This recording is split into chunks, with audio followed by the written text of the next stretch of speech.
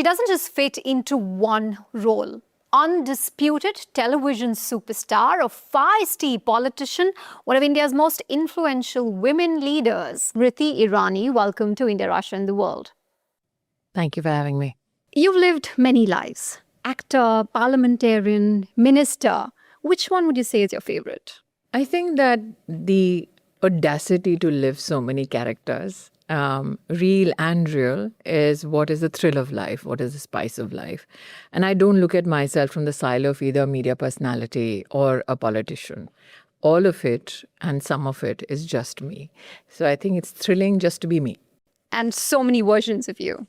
I'm one of those who has exploded on the media scene with two different career paths, and that is what possibly attracts a lot of attention. But I have always maintained that what I am is just a quintessential Indian woman.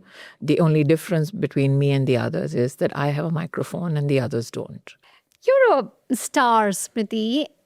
The lead in India's... I barely look like one. Oh, of course you So do. your viewers may be a bit confused. Come on. But I do want Stars to... don't come wearing glasses to studios like this. But is that deliberate, if I can ask you? No, I think that given that I've been in the public eye now for 30 years, I do not oscillate between the reality of me and the public perception of me. I believe that if you meet people, they should not feel that there is a distinct version of you which is available to them as a public personality, which is very different from what you are in your personal life. I feel people are clever enough to catch that gap. And I would not want to dissuade somebody away from that reality of me.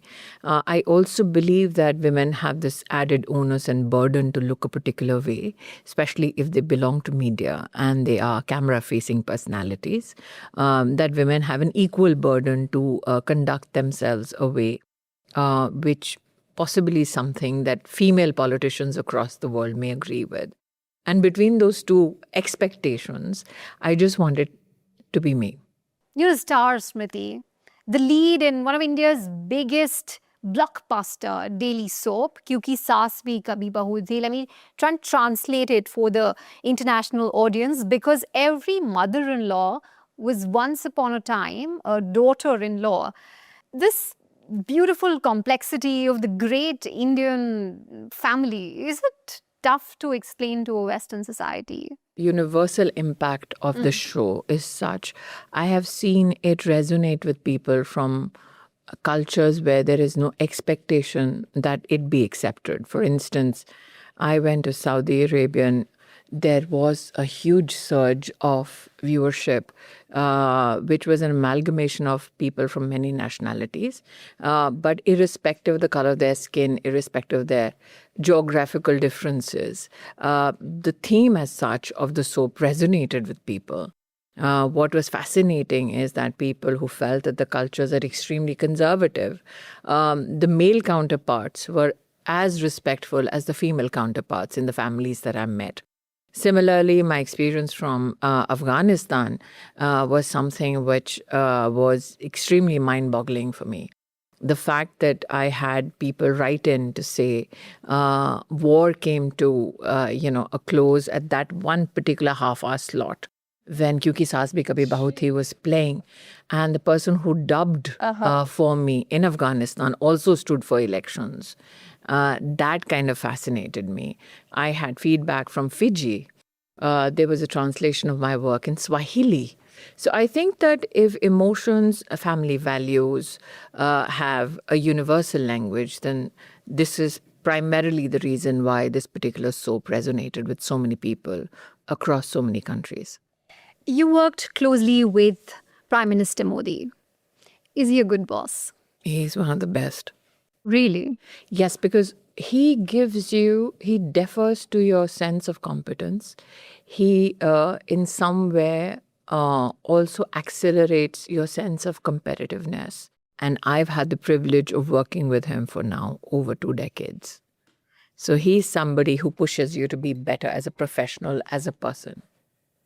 And since I've consistently seen that in him as a theme, as a boss, as an elder, that is one of the best people that you can get to guide. What equation do his ministers, his party people usually share with him? Are they scared of him? He is intolerant of incompetence. He believes, and this is something that he himself has said in public platforms, he believes that it is nothing less than a privilege to be available to people at large and be of service to them. Anybody who says that they're scared of him are people who possibly are propagating one of the greatest myths. He is somebody I have seen who defers to not only competence, he's somebody who also defers to people with knowledge. He's also someone who has amazing memory. So if I today have a conversation on, let's say, Project X with him, he will remember what we spoke in 2007 about the same thing. Oh, wow, really? Yes, he has amazing recall. So when you work with him, you better be on your toes and you better know the X factor about your project or any other project. He does not tolerate incompetence. He is somebody who values if you bring something additional to the table. Would you say that the Prime Minister has changed the BJP, the Bharatiya Janata Party? Absolutely. Mm-hmm. One, he is of the opinion that it is not possible that only your assimilated group will have all the knowledge. He will accumulate people who have knowledge of areas which possibly policymakers have not delved into, which are people presume are problems of the future or opportunities of the future. So he does not waste time on just celebrating his achievements in the present. If you look at the cohort of people that he has built, you judge them if they are publicly available as ministers or policymakers.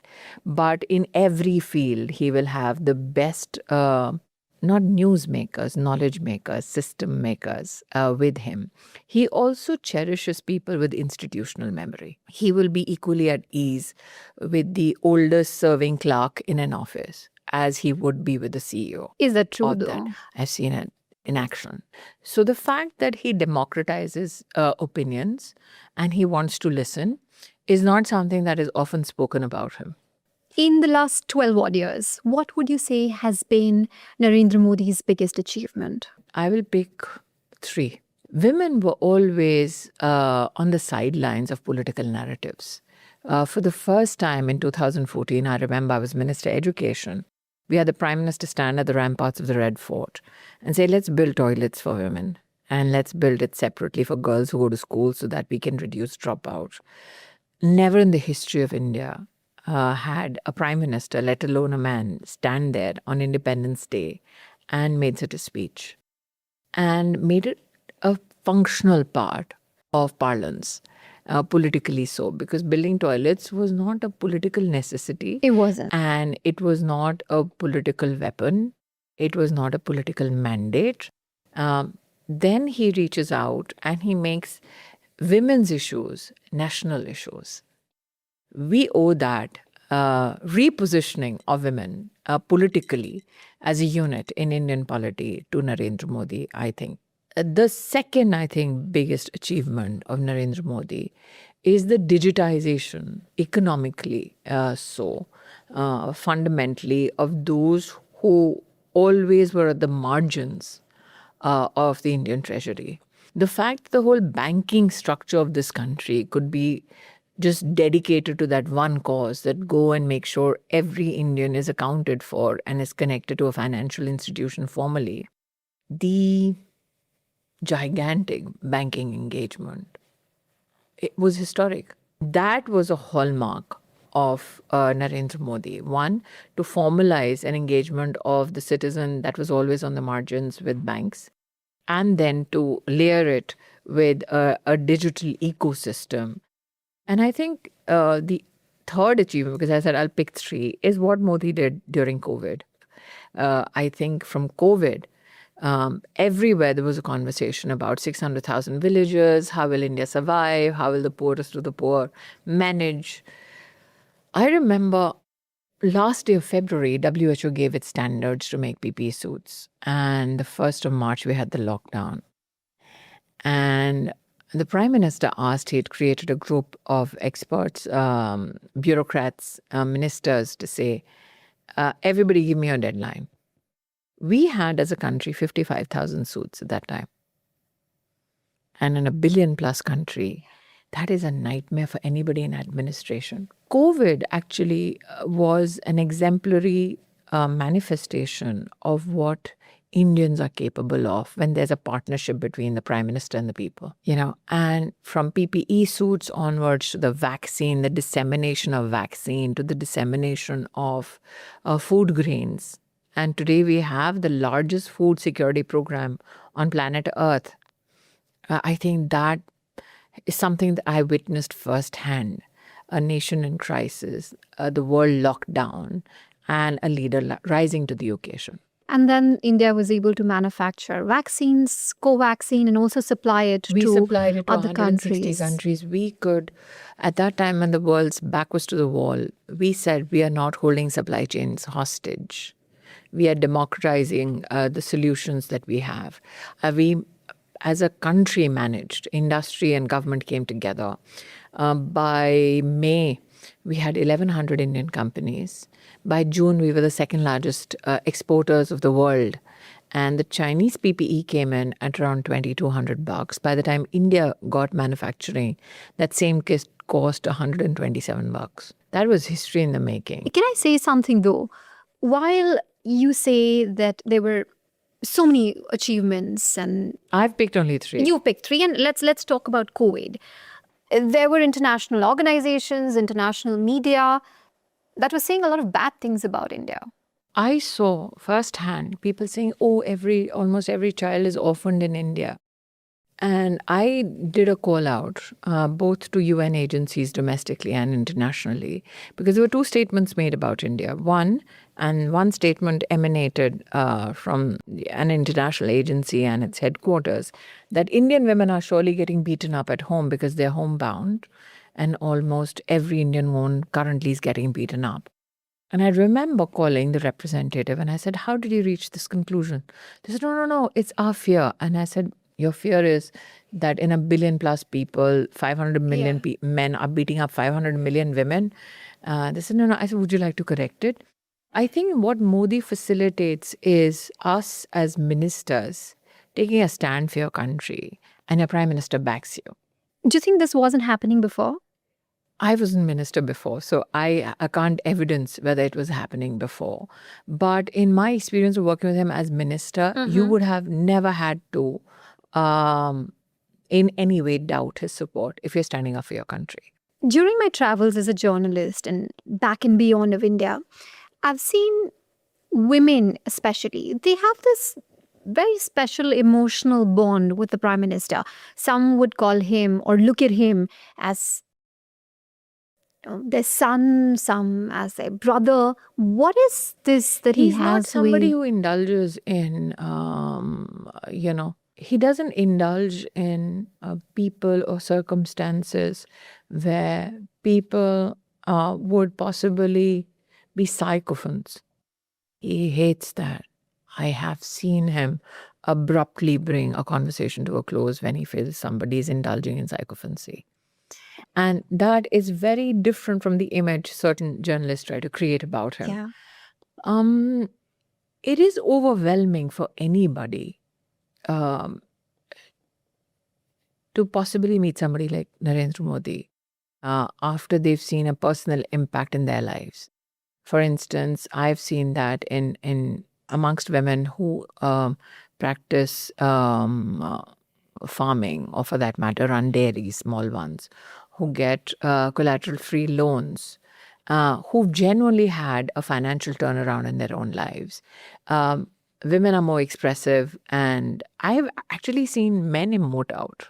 I've seen men literally break down. And while Narendra Modi enjoys so much public support, so many people love him so deeply, but then there is a section of people within India, but also outside, who dislike him, who don't like him with equal amount of passion. What is that? I think Modi doesn't judge, at least what I know, doesn't judge himself or his contribution from the lens of who loves him or hates him. I haven't seen in 20 years him personally pursue this whole desire that please like me. He says that if you have to take tough decisions for your country, for your people, just take those decisions. There are consequences to those decisions. But as long as your nation is favored, your people have a better future and your people are secure and protected and they have more opportunities, that's it. I'm going to go back to you now. What's it like to be a woman in politics? Not the BJP, but politics in general. Do you think that men have it easier? Does anybody have it easy in politics? I think that it is such a competitive space, given the multiple mediums of communication today, that irrespective of man or woman, there are certain sets of challenges. The challenge with being a woman in politics possibly doesn't emanate when you're just in politics. It possibly emanates when you have to leverage power. Makes sense. So you will not be dissuaded from being in politics because you're a woman. It is how are you judged when you implement power. That is the only differentiating factor. So not that different really for men and women, you'd say. No. Yeah. I think that is one of the greatest fallacies that is woven so that it in some way keeps women away from plunging into the throes of politics. I am not saying that it is very easy. I may be an exception. It is certainly easy for those who come from a dynasty, certainly comparatively easy for people who have money. It is not easy if you come from absolutely grassroots or absolutely no money. It is tough, but it's not impossible. When AK-203 rifle factory was inaugurated in Amethi, a small town in Uttar Pradesh, Russian President Vladimir Putin, he sent a special message to the people of the constituency. Once upon a time, it was your constituency. You were standing there with the Prime Minister right there. What was that moment like? Oh, as somebody who's had a lifelong desire of shaking the hand of Vladimir Putin, for me, it was a personal big high. For the region, it was a matter of great pride because the AK-203 factory, the decision was that there'll be a production of close to 600,000 units. It's a 5,000 crore investment that came to a defunct plant.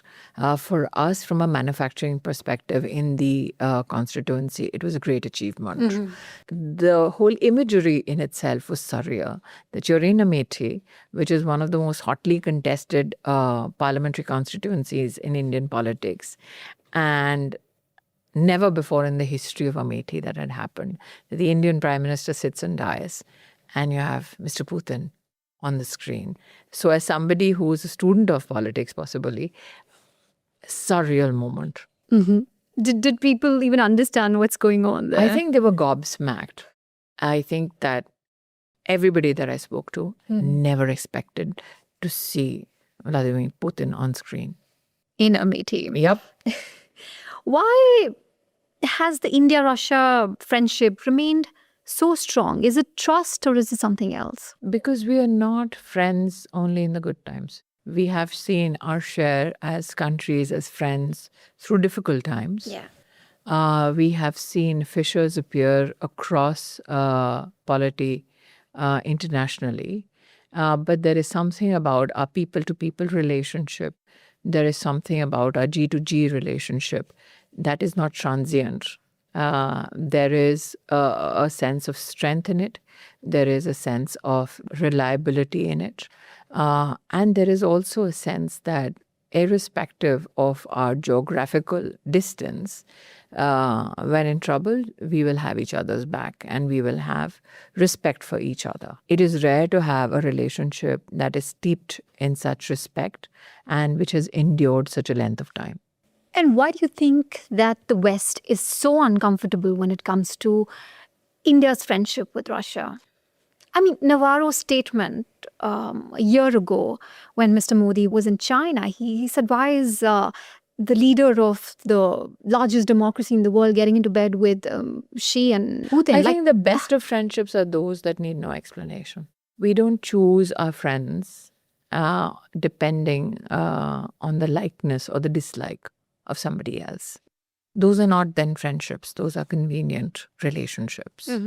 The fact that Prime Minister Modi has balanced the need for India to have its own set of friends, the fact that he has respected everybody's point of view but has firmly stood by our friendship with Russia is something which I don't think even the Prime Minister has explained. So when the leader of my country finds no need to explain our stand, our friendship, I don't see why I need to. Okay, fair enough. Narendra Modi and Vladimir Putin, both of them have enjoyed a long-lasting public support. People love them. Do you think that there are some similar common traits about both I think the they're leaders? both emotional about their countries. They value the support of their people. And there is a sense of joy in sharing knowledge, in sharing achievements of each other's countries. That is something that I've never had the pleasure. Like I said, it's a lifelong dream to meet Mr. Putin. But that is something that I take away from my colleagues, that I take away from the Prime Minister himself. There's a huge sense of respect and admiration for the people of Russia and for Mr. Putin. Smriti, you have a huge fan base, but I want to know, who are you a fan of? The two gentlemen we've been discussing thus far. Okay. Years from now, how would you like to be remembered? Actress, I think politician? that we make a big mistake if we think people remember. People fade. You think? No matter, it is very rare. I think if there's anybody in this ecosystem that shall be remembered are the two leaders we've discussed. Because they've gone beyond perceptions. They have endured a huge length of time in public service. So it's very rare to be those kind of personas. I'm barely there, so I don't think I'll be remembered. It would be extremely foolhardy for me to give myself that much importance. You're being too humble now. But before we let you go, I have a lightning round for you. Okay. So will you try to be quick when I ask you the questions? Hopefully. Tulsi Irani, the iconic television character, or Smriti Irani, the politician? Politician any day. It's a great privilege to serve your people. Upper house or the lower house of the Indian parliament? Which one did you enjoy more? Both. Pick one. Both. I was feisty in both. You were. I remember those speeches, Smriti. I was feisty, but also productive in both. Twitter fights or parliamentary debates? Which one? Parliamentary debate. Which one harder to win? Both are not hard to win. But parliamentary debates, I'll take over Twitter fights any day. There's, like I said, a sense of purpose, and it is a privilege. The first word that comes to your mind when I say India? Matrabhumi. Russia? Friend. Modi? Mentor, guide, Prime Minister, leader par excellence. Many words. Putin? Somebody I wish one day I get to meet. Trump? President. Smriti Irani, thank you very much for your time. Thank you.